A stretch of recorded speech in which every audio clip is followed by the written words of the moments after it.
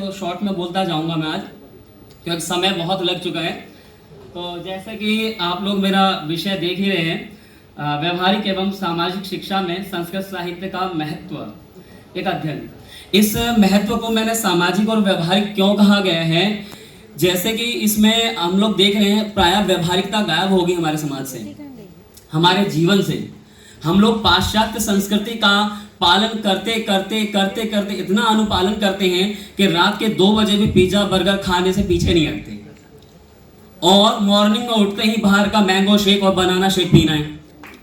तो सोचिए, हमारी भारतीय संस्कृति ऐसी थी जहां ये कहा गया था कि किचन में जाने से पहले, रसोई में जाने से पहले नहा धो के स्वच्छ होके मंदिर में भगवान की पूजा करते हैं, उस तरीके से किचन में खाना बनाना चाहिए।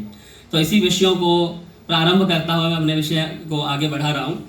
तो सबसे पहले यहाँ पे बता देता हूँ, बच्चा जन्म से ही अज्ञानी के रूप में उत्पन्न होता है। उसे ही हम विविध संस्कारों के द्वारा ज्ञानी बनाते हैं। बालक के उत्पन्न होने के समय उसके माता पिता के कारण, वातावरण के कारण अनेक रोग आदि प्राप्त हो जाते हैं तथा अपने पूर्व जन्म के कारण उसके मन में अनेक प्रकार के संस्कार निहित हो रहते हैं।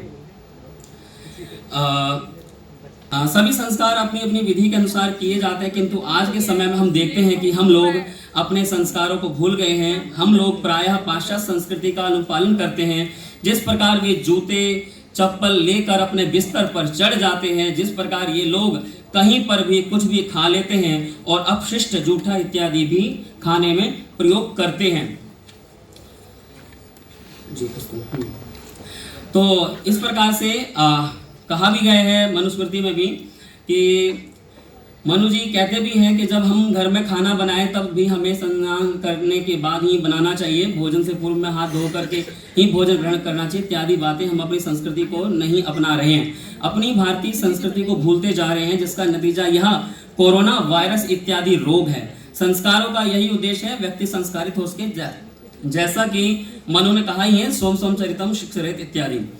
अभी मैं आपको बेसिकली उपनिषद में है कुछ चीज़ें, उनके माध्यम से व्यवहारिक चीज़ें बताने जा रहा हूँ। जैसे कि मनुस्मृति में यहाँ पे बहुत सारी व्यवहारिक चीज़ें बताई गई हैं। यहाँ पे सामान्य सी बात मान लीजिए, पितृयज्ञ। पितृयज्ञ में जैसे कहा गया है, पिता क्रोधवश, हम सभी को पता है, भूत यज्ञ, पितृयज्ञ, अतिथि यज्ञ इत्यादि चीज़ें बताई गई हैं।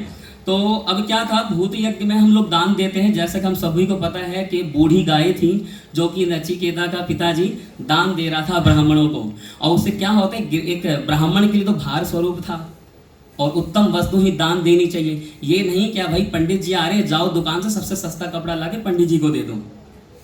तो ये हमें आज के समय में व्यवहार सिखाता है कि क्यों दान हमें नहीं निष्ठ चीज़ों की दी, खराब चीज़ों का दे।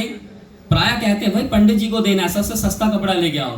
तो यह पंक्ति, यह प्रसंग हमें सिखाता है, तो कहता है माम कस्मै दास्यति इत्यादि, कि मुझे किसको दे रहे हो, अपनी प्रिय वस्तु को।